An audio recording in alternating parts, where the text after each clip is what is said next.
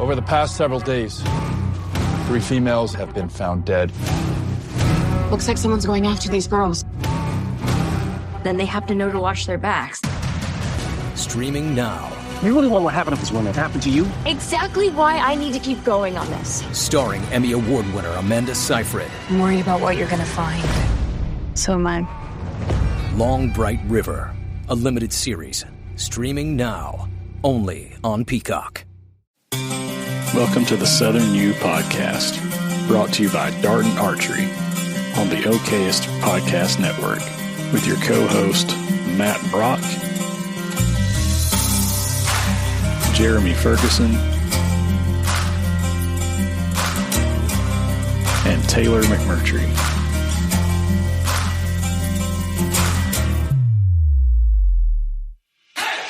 If you're looking for all things land-related in the Southeast, you came to the right place. Whether it's real estate, habitat, wildlife, or just being outdoors, this is the place for you.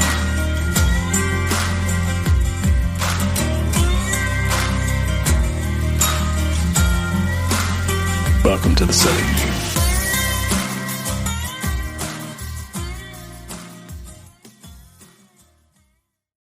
All right, everybody, welcome back to another episode of the Southern U Podcast. Dude, you're hot. Am I hot? Very. Well, I appreciate that, guys. Don't he sound hot? Right in the middle of the intro. Just pull your mic back a little bit, and you'll be good. Like you're hurting my interior of my brain. Hurting the interior of your brain. Well, we don't want to hurt that. Yeah, he barely got one left. After this week, yeah. It's been oxygen deprived. That's right. Yeah, no doubt. Well, as I was saying, we talk about land stuff on here. Sometimes. Sometimes. Most of the time it's about how hot Taylor is. Yeah, apparently. Yeah. My name's Taylor. We got Mr. Matt Brock of Habitat First. What's up, Properties. guys? Yep. No, look, I told him I made a deal. No, that's not right. I have held up my end of the deal, haven't I? Yep. So can I still call him? I don't care what you do. I told him I would stop, so I stopped. Nah. The A.L. Deer freaking legend, Matt Brock. There you go. Right there. We got to make a deal. We'll make one. Okay. And then also Mr. Jeremy Ferguson, Habitat First Properties. No. Heck no. I don't work with him unless I have to. Wildlife Consulting. We don't know what he owns anymore. Yeah, whatever. He's just out here. Look, I'm just finding money in the ditches, man. That's picking up cans, setting fires, and that's costing more money than. Don't trigger Matt. Yeah. Yeah. But today, I really don't even know what today's episode is. We're calling it Ranting and Raving, I guess. Ranting and Raving. Yeah, we got all kinds of stuff to talk about here, and it's all over the place. Topics it are all is. over the place. And look, we need one that's been a little less structured, I think. Mm-hmm. Yeah, a little bit. Just I need a little less structure in my life for a day or two. Yeah. Look, for those of you that don't know, what's today? Today is March the 5th. So the last 11 or 12 days has been. It was 10 days straight. 10 days straight of burning. And if you've looked at anything about Alabama, I think yesterday there was 181 wildfires in the state. Yeah, I want to give a shout out. out. And Matt was responsible for like 43 of them. I want to give a shout out to the Alabama Forestry Commission. There you go. Yes, I was going to say, absolutely. That rolls right into perfect shout-out time. No doubt. Does. Look, Matt's had them on his fires. I've had them on my fires. I've had them on contract fires. When you need them, you need them. You do. And look, we had equipment there. We had things that we needed, but really, really rare, in my opinion, rare set of weather parameters we had that for a solid week. What we had over the last few days is something that the southern states don't see but once every year, maybe 2 or 3. Yeah. I mean, for that extended period of time. It's not uncommon for us to have humidities drop into the 20% range, but not for several days with 20, 30 in a row. Winds. That's right. Yep. The wind and lack of humidity was disastrous for several states. Yep. I mean, and thankfully, I only had an escape on one fire. It just happened to be 2 different instances. Yeah. On the same one. Yeah. So and we we had an escape on one, and it was fairly sizable. I think ours was the largest chunk. I think we burned an extra. I think it was like 33 bonus acres. There you go, for free. So didn't cost anybody a thing. Yeah, so you folks that hunt down there on the Tauga WMA and Alabama DCNR, you're welcome for the extra burned acres. Oh, speaking of that, I don't want to give a shout out. I want to give a call out. Oh. Somebody illegally shot a buck in that cutover and sawed his little antlers off and left him there. Oh. They did. Caught you. Don't know who you are, but you've been caught. Where was it? In the burn unit. Well, no, outside the burn unit. It was in the young longleaf. Okay. I was just Well, walking around I found another one in the burn unit. Oh, did you? Mm-hmm. Yep. Wow. It appeared to be, from what I could tell, appeared to be a doe. Yeah, this was a buck. The skull was all mashed up, so I didn't find anything. They sawed his little antlers off and left him there. Not cool, man. I guess they didn't want to get caught with a buck that didn't meet the – well, I don't know. Autauga probably don't have antler restrictions, do they? I'm not real sure. I don't know either. Little bitty fella. Yeah, and speaking of unfavorable conditions, the wind is still 30, 40 mile an hour out there? 34 mile an hour today. Steady, and then gust maybe more than that. But I don't imagine they can hear it through the. Well, I don't know. I was going to say, I was going to let y'all know if you hear that whiny howling sound, that's not a cat in here trying to die. It's the wind. It's unbelievable. I sat here a minute ago and was talking to y'all. I was like, man, I feel like I'm in Kansas in the fall when it's warmed up and the winds are really cooking. Yep. It's just loud. It is loud. It's disruptive. Either that or Taylor's got a hole in his wall out there. The wind's blowing by. Y'all, this house build, I would not be surprised. That would not. I'm telling you, it wouldn't surprise me one bit. The way that things have gone building this house, it seems like every time you turn around, like, oh, yeah, didn't notice that. Didn't notice this, didn't notice that. And by the way, I did not realize this building a house too, but I know that there's like a settling period where a new home has to settle, that kind of stuff. I was not prepared for that. It's a brand new house, which cost us a lot of money. I feel like a brand new house shouldn't have problems. You know what I mean? It shouldn't have issues. And it just seems They like do. It seems like every single time you turn around, there's a crack in sheetrock somewhere. For 2 or 3 years, these things will. Yes, that is why we built a tiny home. And just like you don't have as much trouble. Lord have mercy, man. That's why we live in a barn. Yeah, you live in a barn and we live in a tiny home. Yeah, so, I don't know, but and Tay lives in a castle. Oh, yes, gosh, whatever. Did I call you Tay? He did. Yep, I heard it. Hey, you've now Casa de sent Tay. a shot over the bow. So dang, I'm sorry. I didn't mean it. I didn't mean it at all. Friendly fire, and all that. As Taylor, we've started doing the little shout out things. I'm gonna go ahead and just shout it out of where did the shirt come from? Yeah, shout out this week. I've got two. You've got to show it to everybody. The first one, this is my Valentine's Day gift from my bride, so shout out to my lady, Brittany. This is her in all her glory right here. So that's awesome. She said, if I'm going to get that for you, then she said, you're not going to wear that on the podcast. I'm like, well, you just had to say that, so now I am. So shout out to Brittany. She does all kinds of stuff around here even today at a funeral was helping me unload equipment and load equipment and get set up and all kinds of stuff, and then be a mom and take care of crazy feral children that we have and all that kind of stuff. My other shout out is to Mr. Jeff Barron. Jeff is Hannah. I'm sure everybody knows Hannah Barron Outdoors, but Hannah's dad down in South Alabama. He has been engaging with our content and leaving comments and likes and all kinds of stuff. So appreciate you, Jeff. Much appreciated. He's doing cool stuff all over the place, not just in South Alabama. How's his recovery been? I know he had an accident. He did, yeah. Seems to be doing well. As far as what you can see from Instagram and that kind of stuff. But yeah, he had a neck brace on for a little while, but that did not stop him from building Hannah's house barn or whatever. He just kept on.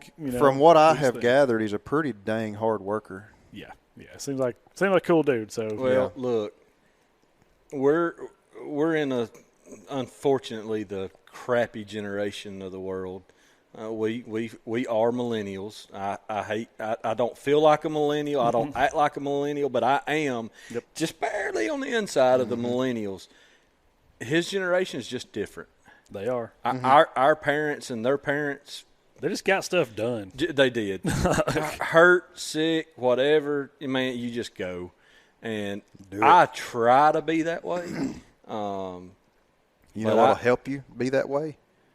Yeah. When you got a fire out. Yes. Or when you got bills coming in. That's right.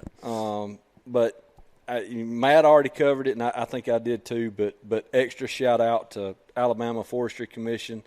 I'm going to give a shout-out to Alabama DCNR. They came and helped us. Logan McCord there on Autauga WMA. Man, they came and helped us too. And it was on WMA property. It was on WMA property, but look, sometimes you get in dire straits and you just got to call whoever you can. Yep. And in these two instances, we were in dire straits. I mean, we had to have help. It just sometimes that's just the way it happens. Yep.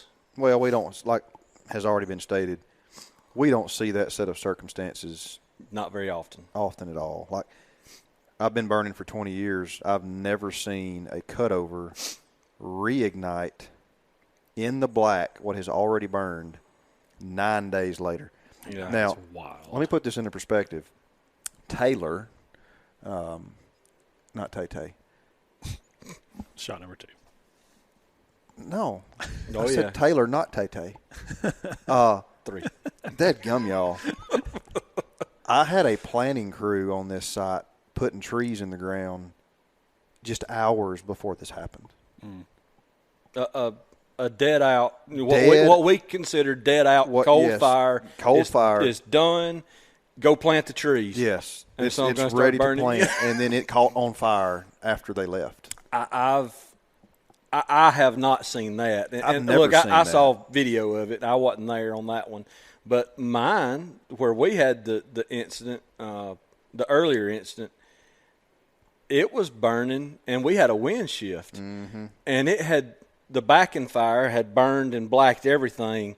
We only had maybe 15 or 20 acres left to burn on that 60 whatever acres it was. And everything, that tall was black and burned. Well, when the wind shifted, the fire started here. Yeah. And was burning from there up. Right. And came all the way back across and hit the fire lane. And I've got video somewhere, and I posted it online. You can actually watch the flames when it hits the fire lane. They reach all the way across, go across the fire lane, start touching stuff on the other side, and the wind sits back and the flames stand up, and it don't jump. Ooh. How it didn't jump, I don't know. Yep. But that was right next to a Bermuda hay pasture, which would have been off to the races. Oh yeah. And, it is brown as it can be. Yeah, right it now. wouldn't have burned anything but grass, but still, there would have been no catching it. I can tell you my funny story about burning boxes in my backyard. Well, the thing about it is, that's how a lot of these fires start. A lot of these fires got started. In all honesty, though, like I had boots on going out there to tromp around and stuff. It was so wet. I mean, I was sinking up in mud when I let that stuff on fire, and sure, the dead grass is drier and probably would have burned a little, but I never thought that it would have burned that easily just because of how wet everything was underneath it. I mean, it was like bad. You could not drive a vehicle back there. You get stuck easy. And so, we burned a little, Amazon boxes and stuff like that out here, and the wind picked up, and I'd stomped it out the best I could, and then I finally just had to sort of swallow my pride and shout out to Brittany, call her and go, hey, if you don't want this whole place to go up in flames, need to get out here real quick. So drug a few pieces of carpet over everything and got it put out. And like you said, the wind stopped to give us about a 3-minute window of no wind gust, and we got it out. Yeah. That's all you need. But if it had kept on blowing, I don't know if we could have stopped it or not, But, well, all the respect and admiration and care and whatever else to the firefighters of the world, because they do a very, very tough job. But one thing that we all have noticed doing what we've been doing the last few days is there is a gap between how firefighters, your standard firefighters are trained for house fires primarily. And, they're going to deal with some brush fires here and there. But large fires on the landscape are a total different animal. And it takes working with somebody like the Forestry Commission and, not tooting our horns, but look, we burn a lot on the landscape. There is a gap there. Definitely. I can't help with a house fire. I mean, I can't. Don't call me. I am totally lost. But there is a difference in fighting one of those and fighting a fire on the landscape, and it can be challenging. Yeah, for sure. But we couldn't have done it without them. I know that. Yep. That's cool. Yeah, all is well. But what did we already talk about? How many fires? Well, there was just yesterday before the storms. There was 181. 181, which was an all-time record for the state of Alabama. 1,700 acres burned out of 181 fires in one day. And my voice is going to crack. It's going to go low. It's going to go high.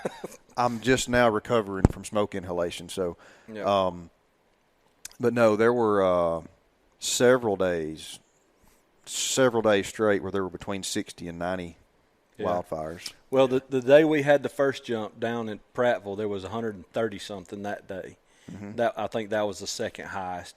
Up to the 181. But yeah, and gosh, South Carolina, have you seen what's happening there? Yeah, I mean that's not. By the way, that's not been talked about enough. No, I feel like nobody has really said anything. I had to go digging around on Google to find it when you said something. Folks in the industry, us, we've been kind of watching it because we heard about it through people we know, and then start paying attention. But I mean, look, they're getting crown scorch in mature pine forest at 1, 2, 3 a.m. in the morning.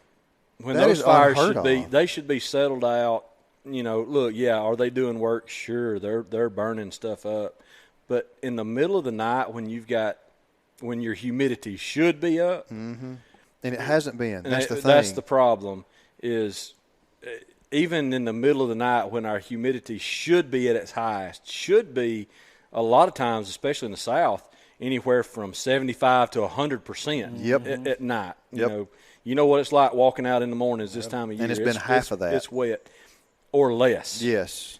We've seen some of the nights it's been down into the high 30s, low 40s, and that is recipe for disaster. That's not heard of here. Yeah, it's wild. Yeah.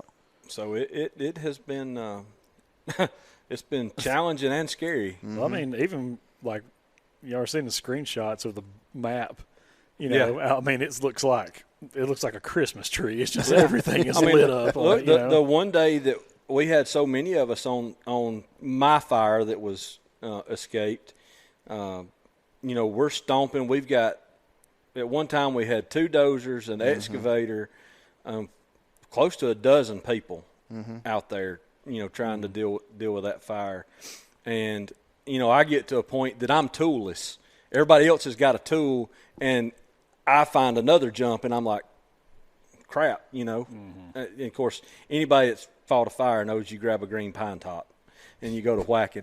And I didn't get it out with that, so I started stomping, and they saw it. I burned holes all the way through both insides of my boots, through my socks, burnt all the way to my foot. Yep.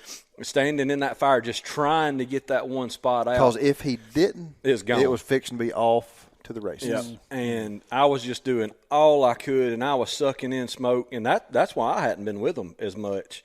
I got in pretty bad shape. Up for a few days, I've been coughing up dried blood, and mucus just coming out of my lungs from where I sucked all that in. I've been blowing blood out of my nose for days. Had the old Doc Holliday tuberculosis going on. I mean, look, y'all, I've never dealt with that before, and I've been burning since I was in college, and been in some nasty situations. But that one got to my lungs a lot. No thanks. A lot worse than anything else had before. Well, I think it's kind of interesting that you bring some of that up. Let's kind of talk about what some of these burns were. Some of these for site preps because you're going to plant trees. Some of them are just wildlife burns, in pine stands and stuff. So, let's maybe talk about some of that stuff too. Most of the problem children from this past week have been site prep burns because they continue to smolder and they can reignite days after they've already been, quote, completed. And there's big piles. Right. You have piles of debris. You have stumps from the cut timber that will continue to burn underground. And when the wind starts blowing real hard, it can actually scoop up embers from inside that cup where it's burning underground and blow it across the cutover. And if it hits highly ignitable fuel, then there you go. And somebody that's been on a fire at night knows what we're talking about, seeing that. But most of the time, even for us, especially at night, when the ember gets lifted in the dark, you can watch it go a few feet, and then it goes out. And because of the nighttime humidity. Right, no damage. And the nighttime with these fires, we're watching these things go hundreds of yards until they drop, and we're like, okay. Almost completely horizontal because the wind is blowing so hard, they're not just pitching up. They're just rolling across the landscape. And you're just watching, is it going to light or is it not? Because you've got to watch it because if you turn your back and it lights, it's gone. Yep. So you just standing there just hoping and praying none of those things light. And when one does, you just go put it out. And see, that's been the main issue. So, like when you run a fire in an understory, do a wildlife burn, say you burn in an open field or you're burning, pine, a pine understory with some vegetation, it burns through and it's gone. Like it doesn't linger. So you don't have those, 100-hour fuels, 1,000-hour fuels like we're dealing with. Well, there's no piles of exactly stuff. Right. Exactly. Not much anyway. And you get a good quick burn across the top, and it burns your duff layer, and it burns some of those low-hour fuels, and it's done. And you're done. I mean, you can mop up, you can go around the fire perimeter. Okay, we're clear, we're good. There's nothing smoldering. Go home. You can't leave a site prep fire, not in these conditions. Normally with a site prep fire, late in the evening, you can go home. And you can come back the next day because the humidity is going to skyrocket in the night. The wind's going to die down. And you're like, okay, it's not going to be an issue. When the sun comes out tomorrow, I'll get back out here and check on everything. That just didn't happen. Just not the conditions that we had. And everybody's going to be commenting and asking, or at least those in the know, why in the world are y'all doing site prep fires now? Because we had that many to do, but if you'll rewind things and go back to last fall, we had a late fall drought. We did. And so the burning conditions were so dangerous then that we called them off because we were having jump after jump. Yeah, we attempted burning in the fall, and it wasn't worth it. It was too dangerous. And another thing that set us back even a lot farther, a lot of the tracks didn't get sprayed until late summer. Yeah. Because the helicopter pilots were faced with high winds through June and July. And there were days where it was seemingly perfect weather to be spraying something, but you couldn't because we had a 15, 20-mile-an-hour wind. And that lasted for weeks. Yep. So, there's so many moving parts to getting these fires to line up in the right timeline. And honestly, if all you do is burn, then you're okay. These big companies that all they do is really burn, they can manage it. When you've got some other things going on, sometimes it's just tough to get to some of these burns. And then you've got some, like for the state, they've got some different contract requirements for us. We have to burn during a certain time frame. Then there's got to be a certain layout period for that, and then they can plant. So, we may have to try to get everything burned a month and a half ahead of when the actual deadline is to get all that to line up. And then there's certain instances that's very different from a contract standpoint for anything that you're getting financial assistance for. NRCS, what Mississippi does, fire on the landscape. Fire on the 40. Fire on the 40. Yep. And there's some other groups that have financial assistance out there, but all those contracts have some things that tie our hands from time to time, and we have to work within those parameters. And honestly, it's becoming a point that I know Matt and I have talked about it. Most contract folks like us that are doing burning, they're laying off a lot of those because the stipulations do tie our hands, and generally they're relatively small as well. And that makes things tougher. Yeah, and don't nobody small. listening to this podcast call me to do a site prep burn.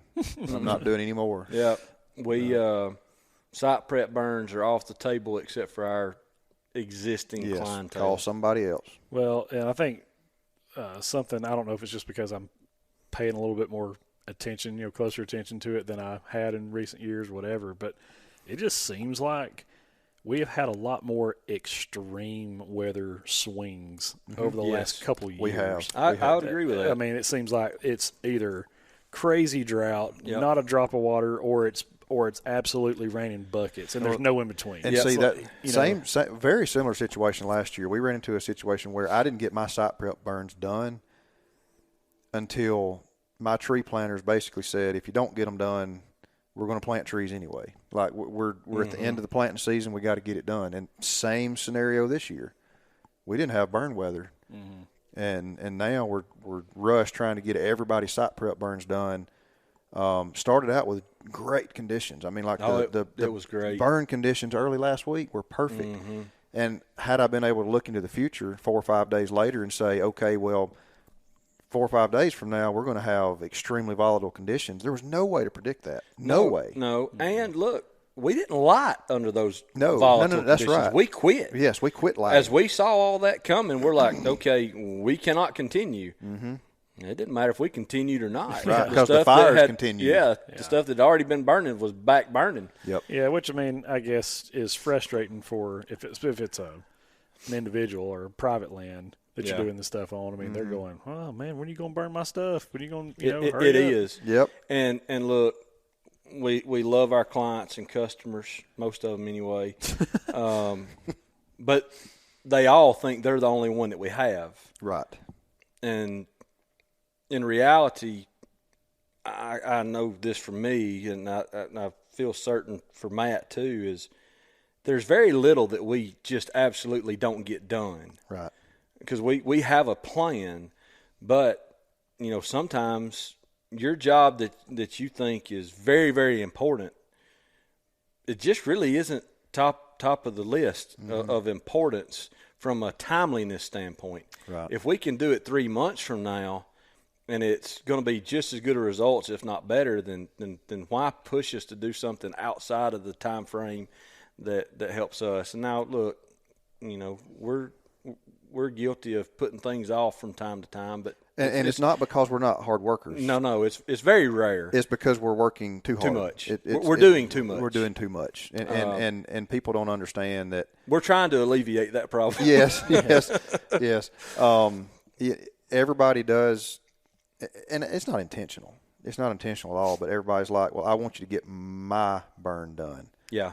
Well, when you've got 23 different clients all telling you mine is the highest priority, somebody's got to be last. That's it. And a lot of times, I don't do burns in the order that they come in. I do them in order of, okay, when do I need to burn this to, one, achieve their objective? What are they trying to accomplish? It's results-driven. It's results-driven.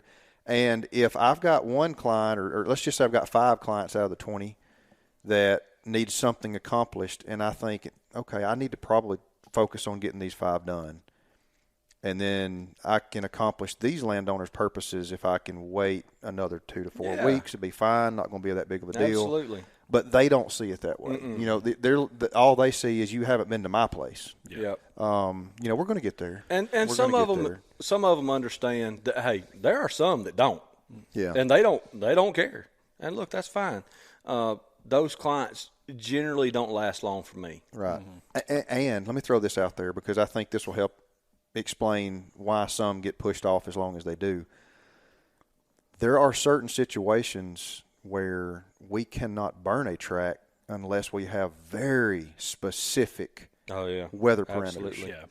And until those weather parameters are here, and oftentimes I don't know until the day before or 2 days before, it's not going to get burned. If there's chicken houses, major highways, smoke-sensitive area, I'm not going to burn those under any circumstances other than what's outlined in the burn plan. Well, there's too much at risk. Well, there is, and that was one thing I was going to bring up is occasionally we do miss fires. You know, we don't get stuff burned.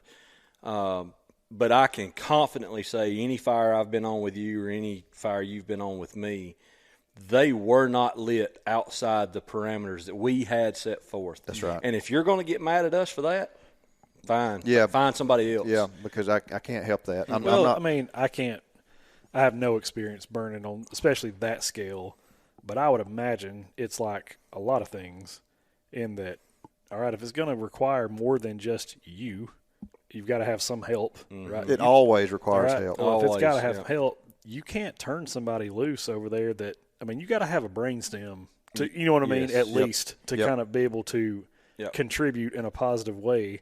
Because if you don't have good help, Yep. then that can be just as bad. You know what I mean? Oh, it can be Or worse. It can you be know, worse. So, Yes. You can get – in this business, you can get people hurt. Yes, you can. If they don't understand. And it's, you know, my wife and my nephew have gone out and burned with me several times, but they've been with me enough, you know, where we're burning at our own farm or doing things. They understand they can be safe. Now, they don't understand it like I do. So if something goes on, my phone rings.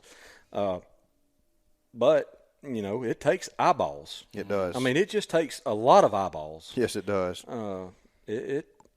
Things can happen very quickly. So you need folks looking. But yes, it's for me especially, and I know Matt's the same. It is a weather parameter game. It is. I mean, if it's outside my parameters, 1% humidity, I'm not lighting it. Yep. And they can be mad at me. But at the end of the day, if I go outside my parameters and something happens because that landowner has pushed me, then it's my fault. It's on you. It's not their fault. I was about to say, Yep. I'm going to be very upset with them that they pushed me, but I shouldn't have given in. Right. And I just don't anymore. well, I mean, obviously that's not close to comparing apples to apples, but it's how I am with my business and marketing stuff. I would prefer to have as much control over a client's marketing needs as they will allow me to have, because those results are dependent on my level of control most of the time. Yeah. And so, you know, if it's digital stuff, it's like, look, I want to be the guy who creates the content, who shoots, edits, you know what I mean? I want to package all that up. I want to build an audience. I want to be the guy who takes that from point A through point Z, you know, through that process, because at the end of the day, no matter what happens, good or bad, if this works or if it doesn't work, if there's a problem, who are you calling? Me. Yep. It lays at your feet. Yes. And so I would rather not be able, you know, I want that responsibility to go, look, I did everything. So there's only one person to answer to. You know what I mean? Whereas if, well, so-and-so shot a video and they'll send it to you and then you can use that, or so-and-so made some infographics and they're going to send them to you, or, you know, whatever. And I'm like, this is not what I would have done. This is not what I would prefer to do. You know what I mean? This doesn't look the way I want it to look for the campaign I've built, you know, whatever. And so at the end of the day, like what you're saying is like, it's very much safety and, you know, liability driven. You're also putting your name on it. Yes. You know what I mean? You're also That's going, it. this is how, if I light this fire, this has my signature of approval, Yep. you know, and that's with me too. Like, I need to have as much control as you'll let me have. Yeah. And that's why escapes bother me so bad. I probably shouldn't let them bother me, because I've never had one create a scenario where it, you know, damaged anything. But it's still an escape. And to me, that's a black eye on me. It's a black eye on the business. Yep. It is, and it's not. I mean, you've been burning a long time, and you know they happen. I've never had a fire, knock on wood, that was my name on it, although I was at some of the fires where we've lost entire timber stands and homes. It was not my doing. I wasn't even there in a support role. I was on another fire, and we got called. But having your name stamped on that, and it roaring towards a house, there's not. I've been there.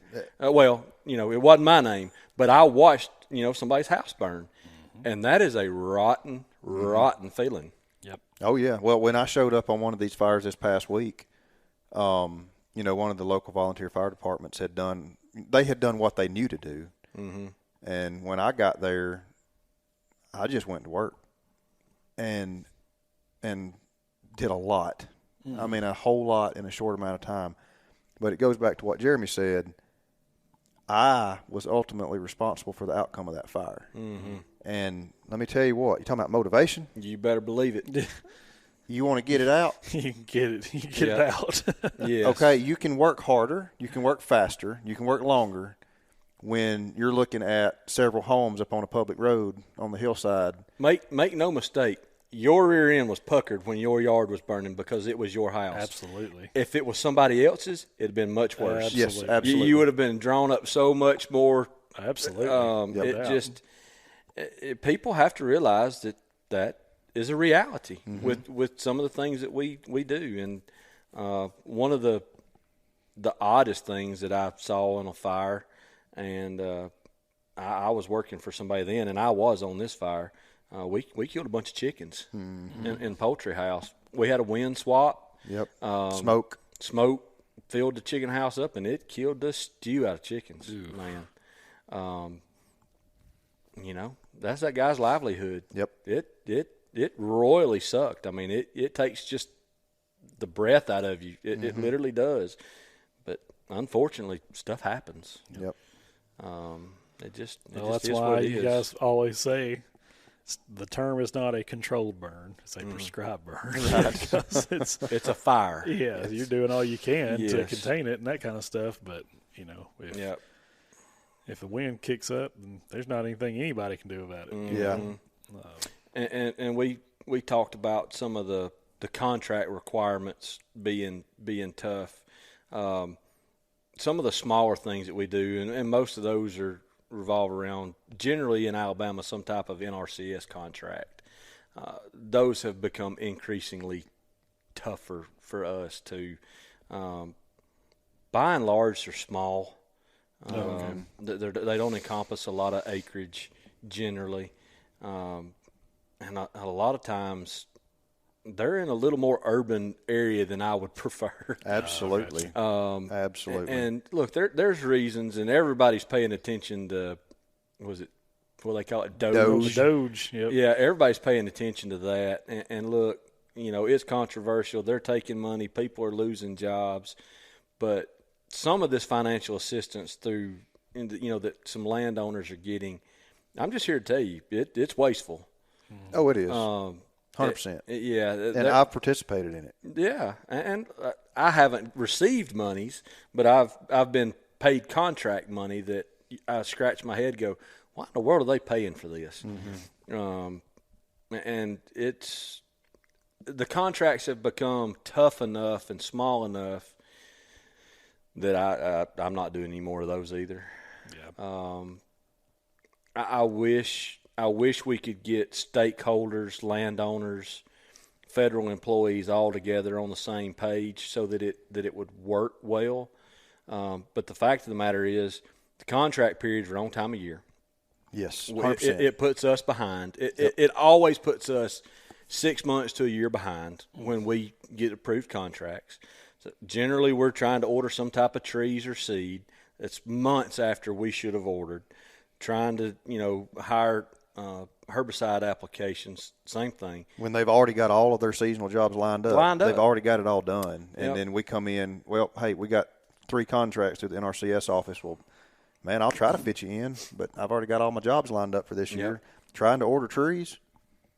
Sometimes you just can't get the trees. Well, I was going to say it's a resource that requires time to generate. Yes. And if there's not enough time to grow and seedlings. Another good example is just I mentioned the size. Matt and I both have a joint client here in Marshall County where we are. Sizable property, but what he received a contract on wasn't very big. I can't even get a contractor to go do it. Mm-hmm. Oh, it's just not worth the time. No. They're not going to make enough money to go do it. So, it ties our hands to an extent that we have to figure out some creative way to make this happen for this customer or client.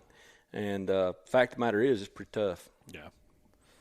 Gotcha. But yeah, some of these, I don't know what you were calling that, like financially assisted burn stuff. So if a landowner wants to go that route, or is that, I want to make sure I'm asking the right question. Is that even something that appeals to private landowners? Yes. Okay. Yes. So primarily, only private landowners. Yes. So what's the process by getting? I mean, is there like a application and then they have to get approved or get accepted? It's actually a very robust process.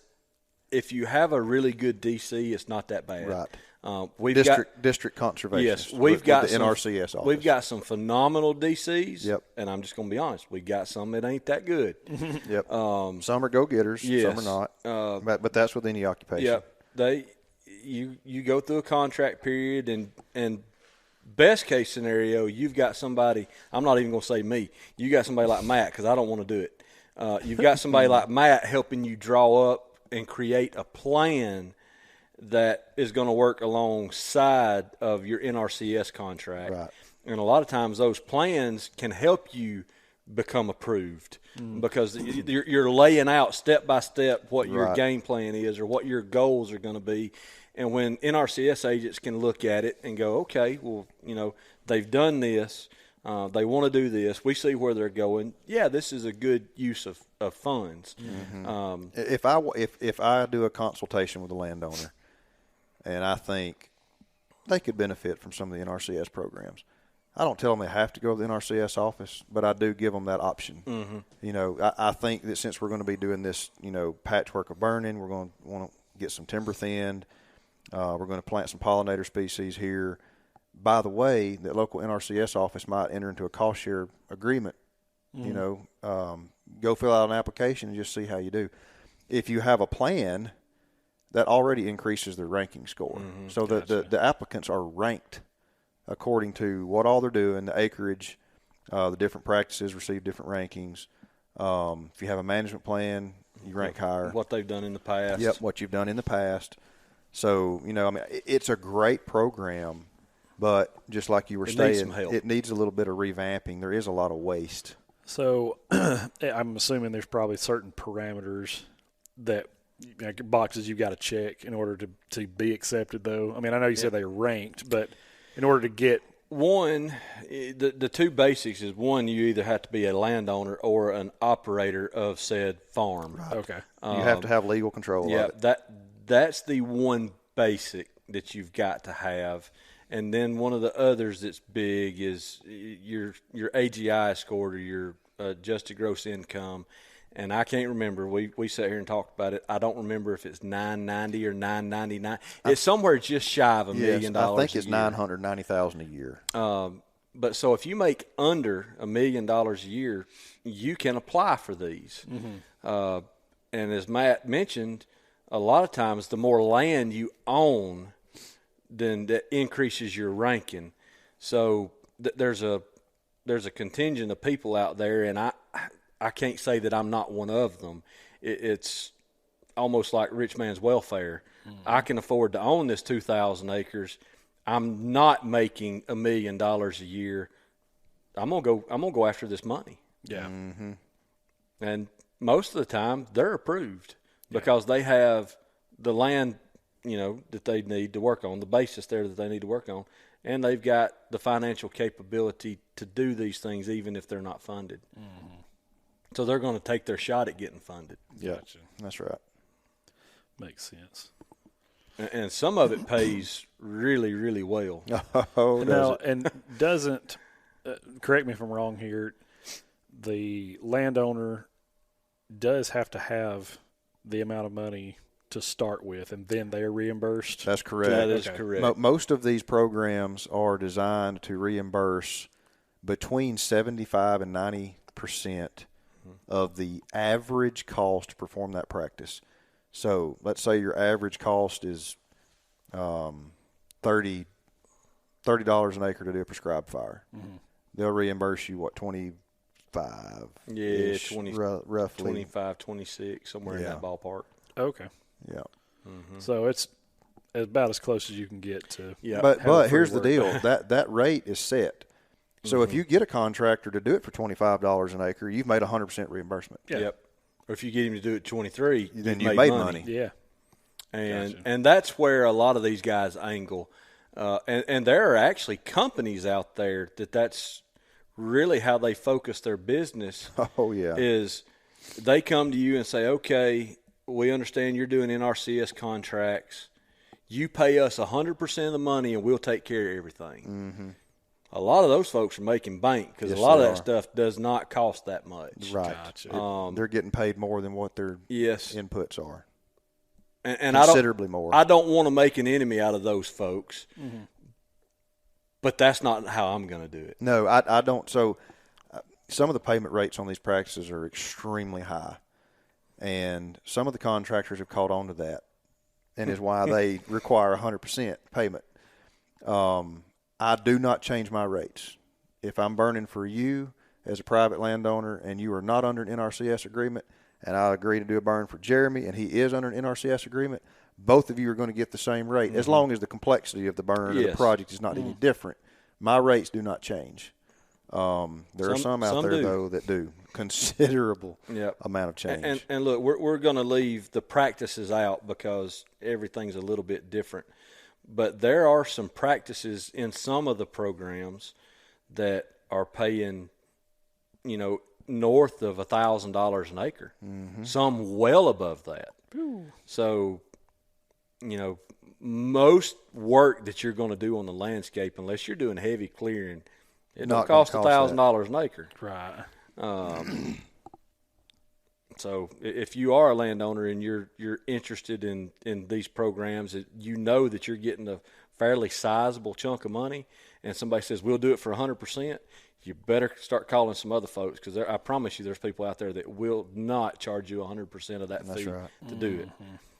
Don't call me because I don't want to do. I don't want to do NRCS. Yeah, I don't want it. We've got enough clients that are not NRCS. But there's somebody out there will that'll do it for a fair rate. Well, and is it? I mean, as far as for someone like you or Matt that's going to actually go and do whatever work needs to be done, if it's a burn or whatever, is it hard to get paid for that? Like, is there a waiting process for that, or as long as you meet the requirements? So let's say that your contractor comes in, they perform the burn.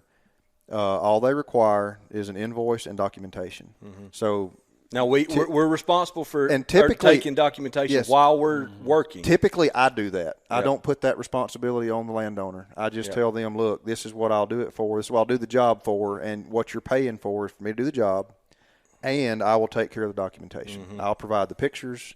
When the job is complete, I'll send you a copy of the invoice and the NRCS. That way you both have copies. Yep. And sometimes I'll let the landowner handle that part. It just depends on what we agree to. I would want to send my own invoice. But it generally, 2 weeks? 2 to 4 weeks. I mean, like 4 weeks will be a long wait time. They generally get those payments out pretty quick. Okay. Now, that's with EQIP. Yeah. With CSP, which is an entirely different program, you do all of your enhancements or practices throughout a given year, and then they send you one check for everything combined at the end of that fiscal year. Yeah. So you'll get paid in November, December each year. So you may have $40,000 to $50,000 worth of work that gets completed, and you don't get your payment until the end of that year. So, yes, I will caution you. If you sign up for CSP, you're going to be out some money up you front. are going to pay for all these practices up front. You'll get your reimbursement, but it's going to come once a year, not when the practices are completed individually. Yeah, which, is something to take note of. Oh, it is. Yes, definitely. Because CSP contracts are generally fairly large in comparison to others. Right. Okay, gotcha.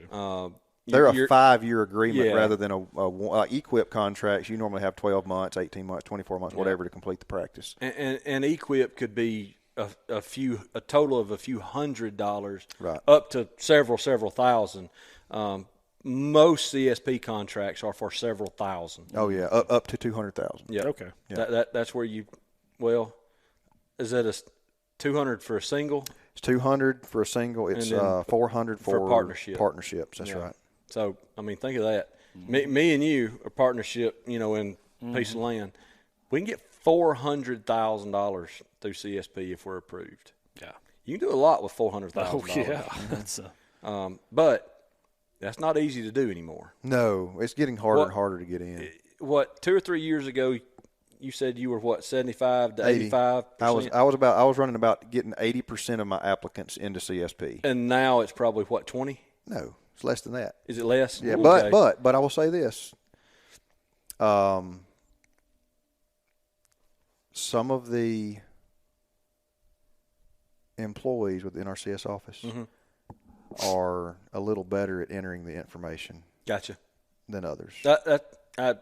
I totally get. They're not cheating the system. Yeah, you folks out there that don't understand what we're talking about. Right. Because there's a ranking that goes into this. We're not going to go deep down. No, I really can't go into it. But there's a ranking system. Different everywhere. It is different everywhere. So if you've got a really good DC that I will say is familiar with the program. And a good ranking committee. Yes. Because it's a committee. Yeah, then you're more likely. But otherwise, which on the CSP, I believe the rankings are computer generated. Are they? I think so. BCS system in football. Just wait till DOGE gets a hold of that. Yeah. Well, and I don't. This is just my gut feeling. I don't see much happening with Equip. Right. I see more happening with CSP. I do too. Because of the payment rates. Yes. I think they're going to figure out. And look, I understand why payment rates are what they are. It's the federal government can't and does not do a good job at being able to determine what a fair payment rate is in every state. Right. So it's just all lumped together, and a payment rate for Washington, I think, is be very similar to what ours is, and it's not apples to apples. Right. Makes sense. Well, I mean, it's good stuff, guys. I don't know what else y'all had planned for. We had no plan. Yeah, Taylor. exactly. No, we didn't. The Ranting and Raving. This is an organic podcast. Yes. One other rant that I want to go down, and we're not going to call names. I don't know where he's going with this. Me either. I'm scared. So hey, folks, I don't know. No, they don't know. But I've kind of cautioned people time and time again to do some research on who they use. Oh, I know where he's going now. But my gosh, y'all, look, Matt and I especially, and Bray and other biologists, we are not in this business to make you better hunters. No. Okay? Can we do that? Absolutely. Yeah, we can. I mean, we're not bad hunters, okay? We got walls to prove it. But please, for the love, quit picking consultants based off of they've killed a handful of deer somewhere that are good deer and know nothing about managing the landscape. Now, if all you want's a hunt consultant and you suck at hunting, fine. Call them. But having folks do wildlife management, habitat management, forestry that do not have a clue what they're doing, it breaks my heart to see folks spend as much money as they're doing. They're spending way more money with than some they of need to these be. folks. It's unbelievable. And look, I don't want this to come off arrogant, but I mean honestly, I don't. Yeah. It's kind of a slap in the face when people choose folks that don't have backgrounds in formal educations in wildlife or forestry to do that. I'm not going to hire an unlicensed electrician to work on my house. I'm not going to hire an unlicensed real estate agent to help me sell a piece of property. Or a doctor that's lost their life. Or a doctor that never went to med school. Yeah. Never even showed up, never took a class. So why are you hiring consultants that have no formal Training. education or training in what they're doing. Now, look, some of them are good at what they do. Yes. And like Jeremy was saying, if you just need somebody to come help you learn the land and figure out how to kill deer, call them. Yes. But, y'all, they're not habitat and wildlife consultants. They're not. They're just simply not. And what brought this up to me is watching the absolute chaos occur on Facebook. And look, dude's a genius, okay? He's one of the best habitat people out there. But Craig Harper's new publication or paper on the hinge cutting. Yep. People are taking little bitty pieces of that and trying to use that research project of, see, this is why you have to hinge cut everywhere. It increases deer activity everywhere you do it. It increases food everywhere you do it. It depends on what is already on the landscape. Yes, it's not necessarily something you need to do, even though it is a hot topic, item. Mm-hmm. I struggle, and I wasn't referring to Harper when I went down that rabbit hole. This has nothing to do with researchers and academics. Look, like I said, look, one of my favorite habitat books is his book. Mm-hmm. Craig Harper's one of the best habitat biologists out there. I tell people, even though I would technically be considered a subject matter expert, I consider myself a practitioner of things experts figured out before me. Yes, I take the information that they have concluded through science and research and put Trial it in practice on the landscape. And I know when it works. I know where it works. I know how it works. There's some guys out there managing ground that got no formal education, and they're great. They're doing a great job. Yep. And I'm not saying all of them are not doing a great job. Right. But it's because they've been doing it for a long time. Yes. They've worked in the field. They have absorbed that from other practitioners. Yes. And that's fine. But there's some of these folks out there that they got famous because they killed a couple big deer on TV. Mm-hmm. Or they, have a tractor. Yes. Well, and a lot of it has to do with location. Yep. I mean, you can, in the right place in the Midwest, you can kill, heck, I'm sorry, but if you got the right, you can kill 170, 80, 90-inch deer every single year with very little effort and claim to be an expert. Yes. And all you really have is a great place to hunt. Yep. And I struggle with part of it because it is an industry, and if you're working in the industry and you're not taking advantage of people, I want you to be successful. Mm-hmm. I do. I want you to be successful. Absolutely, 100%. But there are some that are taking advantage. Mm-hmm. And then there are also those that just don't know what they don't know. Yes. They're trying to do good, yes, but they're not because they don't know any different. The lack of – so sharing misinformation, I guess, would be my biggest pet peeve. And that's what I'm seeing a lot of on social media is taking a partial truth or something that's true in some circumstances and then just applying it across the landscape everywhere. And that's just always not the case. But the biggest one is doe harvest recommendations. Just stop. It's just stop. I mean, my gosh, I'm sorry. People from the Midwest have absolutely no business telling people in the South how to manage doe herds. Nope. Period. Nope. They just don't. Mm-hmm. Different landscape, different deer herd, different rates of mortality. Well, look, we had one of our contractors that does drone work, doing drone surveys. On he does them on high fences, he does them on low fence areas. Does all kinds of stuff. A biologist, and I actually think this particular person had a degree, which bothers the stew out of me. But just because you got a degree don't mean you're any good. Made a recommendation to shoot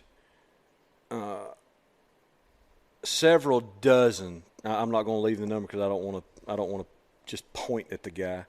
But several dozen does off of one particular property. Wasn't even that many does on the property. Right. Wasn't that many deer, total live deer on that property, and he gave the recommendation to shoot this number of deer. Well, had they attempted that or achieved that, they'd be left with nothing. Nothing. Next to nothing. And it would take years to come back from that. Yep. And that's what I really want to stress on some of this habitat stuff is a guy making poor habitat recommendations is not an easy fix. Making poor harvest recommendations you can fix in 3 to 5 years. Mm-hmm. Poor habitat recommendations, it may take you 30, 40 years to get past that if you're doing timber harvest type stuff. Yep. So just be careful. You have got to vet your people that's doing work for you. And look, you may vet us and go, man, y'all don't have the experience I need. And hey, that's fine. That's fine. That's we may fine. not. Mm-hmm. If we're talking cutting cedar trees down and making all kind of stuff out of prairie, have I done that? No. Has he? Yeah. Yes. So that's not my wheelhouse. It is his. Well, that's the thing too. I mean, every biologist or habitat consultant has individual strengths and weaknesses, and they focus on certain things. Like don't call me for waterfowl management because I'm gonna just tell you to call somebody else. I don't care. Jeremy, y'all can call me. Yeah, if you need a prairie restoration, call me. If you want waterfowl, call Jeremy. And if I'm not the guy for the job, I'll tell you. And if you determine that I'm not the guy for the job, fire me. That's fine. And that's part of, our whole background in business and what we hope to aspire, to create more business for is in our groups and our networks of people, we want to be able to use the right people. Yes. And if it's not us, fine, who cares? I'll tell you. We got plenty of business. Yes. Don't take that the wrong way. We want to earn business as long as you're, good clients. But honestly, we don't need more. But, we're growing and we're trying to add folks and things of that nature. So we could use that. But it bothers me to see people spending what they're spending on a. Yes. Well, look, I'm not going to call him out by name or anything. But I saw one. I don't even remember where it's from, which state. But he was posting in Alabama Deer Hunter Forum on Facebook. And his rate was reasonable for a small acreage tract. But if you extrapolate the math to what he charges for a plan on 2,000 acres would cost $20,000. We do it for under $5. I don't even think that fella has a background in this. I think he's got a tractor and just is primarily wanting to do habitat work. My gosh, y'all want to pay me to come do stuff like that? Pay me $20,000? Hey, I'll drop clients left and right for that. Come on. It's just the information age, and we can get anything we want on this. Yeah. And the problem is there's no way to filter through what's good information. That's right. And unfortunately, in our industry, there's a lot of bad information that gets pushed. And it's becoming more common. It is. It just seems like every day there's another habitat consultant that pops up online. And I've been on this kick for over a decade now. But me and several other biologists across the Southeast, I don't know that many in the western states, but we have been pushing and still pushing for some type of governance board for wildlife. The Wildlife Society, they're responsible for our certification, but there is no governance board. There is no regulatory authority like there are for consultant foresters or registered foresters. Honestly, to protect our public, we should have that. We really should, and I'm working on that. Whether or not we can make that happen, I don't know, but it is something needed to protect the public. Right. Yeah, we'll see.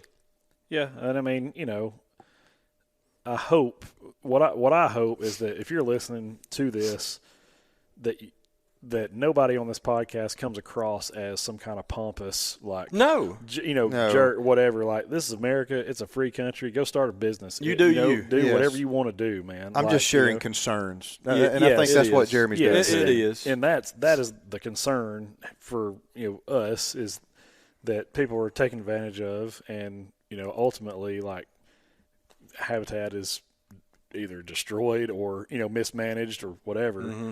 And like you said, and depending on what's being done to it, it could take decades to recover from. So that's the only concern, I think. And that's a huge reason behind the protected class of registered foresters.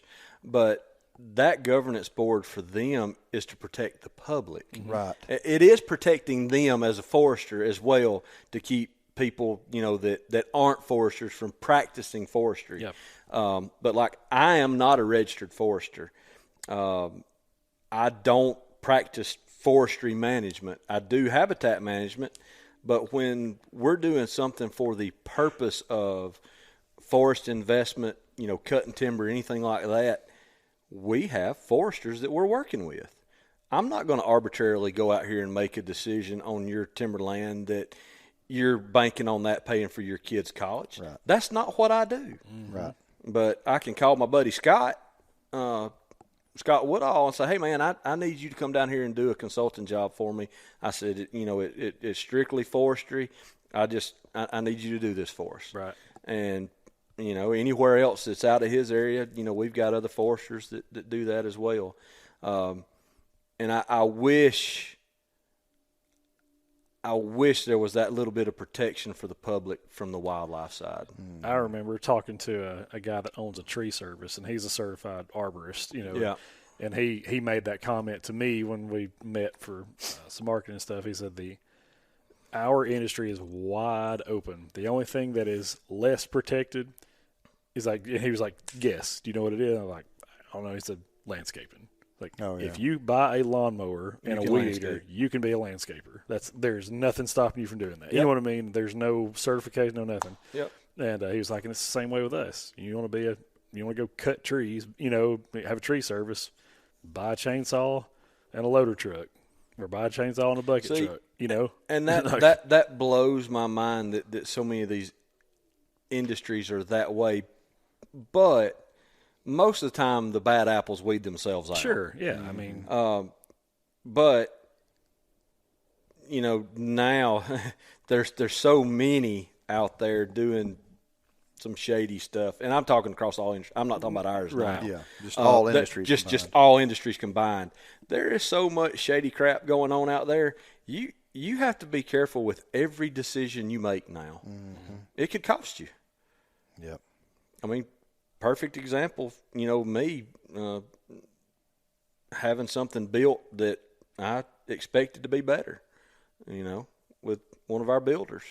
Mm-hmm. And they had done good work in the past, but by gosh, they didn't on that particular job, and it will cost them doing work for me ever again. No, I know all too well. You get a bad contractor on, put it this way, the guy that did I don't even care to say it, the guy that did most of the trim and doors and all that kind of stuff, he is currently in jail. Yeah. Don't know that he'll get out for the next 10 years because this is a repeated kind of deal, stealing property, all this kind of stuff. So, yeah. And I just want to make it clear, I'm not picking on one individual person, even though people could probably read between the lines on some of the folks that we're talking about that know us. But I think it's a revamp that's needed industry-wide. I'm not just trying to pick on one or two people. And I've felt this way a long time.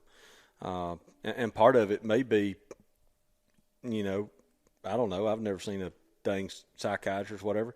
It may just getting old and ornery. It may be, and it may be some, stupid insecurity of, I could have that job, but they've got it. I don't feel that it's that way. No, it's not that. It's not that. Because, honestly, we've got the work. That's not a problem. I really – look, it I feel that way across a lot of things. I mean, these guys know that I'm a gun nut. Watching somebody go in some of these stores and pay the money that they're paying for a firearm that is a piece of crap blows my mind. And look, I understand some people can only afford what they can afford. But it's kind of one of those things. Most people are buying that for two purposes: self-protection or hunting. Most people. Most people are not recreational shooters. Yep. Okay, if you're going to hunt with something, you need to have ultimate faith in it because you're taking something's life. It needs to work. Okay, every time. If you're buying it for self-protection, you need to have ultimate faith in it because it may be saving your life. Mm-hmm. So why go buy the cheapest thing you can buy? And it blows my mind that manufacturers put stuff out that's not reliable. Mm-hmm. But that's a really big different tangent. But I just think well, the world, while we're ranting and raving, hey, I just think the world, the quality control of the world has gone to crap. Right. No, I agree. I mean, things are made cheaper and faster. And cost you more. And cost more and don't last as long. That's it. I mean, it's just the period in time we're in. Sidebar, I mean, that's, my dad was in the HVAC industry for a long time.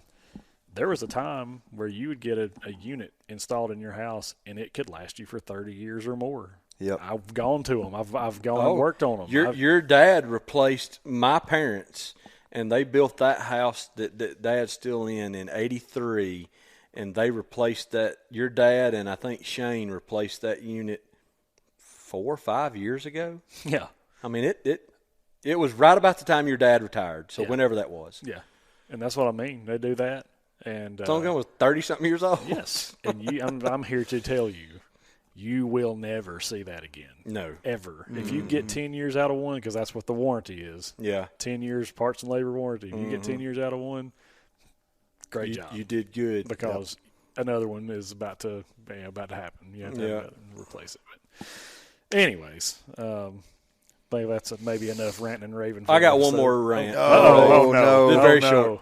Auburn, what's going on? How did you lose yesterday? Wait, who'd they lose to? They lost to Texas A&M. Did they? Yes. I didn't even watch the game. Well, makes me happy. Like 83 to 7. Shut up. 83 to 72, I think. Was what I saw. I say that. Alabama had an absolute meltdown, imploded at Tennessee. Yeah, they did. I don't know how you're up by 4 with 36 seconds to go and end up losing by 3 at the end of regulation. But we appreciate it. I just don't understand why y'all waste all your time watching deadgum basketball. Because basketball is the most pure sport. Look, I can't say I've ever watched a full basketball game. I love watching college basketball. The rest of it, crap on it. I don't care. I love it. You don't have designated offense guys, defense guys. You got to play both ways. I think LeBron would argue. I don't think I've ever seen him play defense. Hey, man, he's all defense, all-time defense. By the way, speaking of, that's Jeremy's favorite player. Yeah, buddy. Shout out to LBJ. He just eclipsed 50,000 career points. That's crazy. Yeah, in his 22nd year, which is unbelievable. Oh, yeah. He's 40 what? 40. He's 40? Yeah. Look. He's not that much younger than me. I was going to say I'm 40. Look what I've accomplished. Yeah. Let me tell you something. If I could run up and down the court like he did, look, I despise the guy. I mean, I do. Jeez. But I have no fan. Certainly no fan. Look,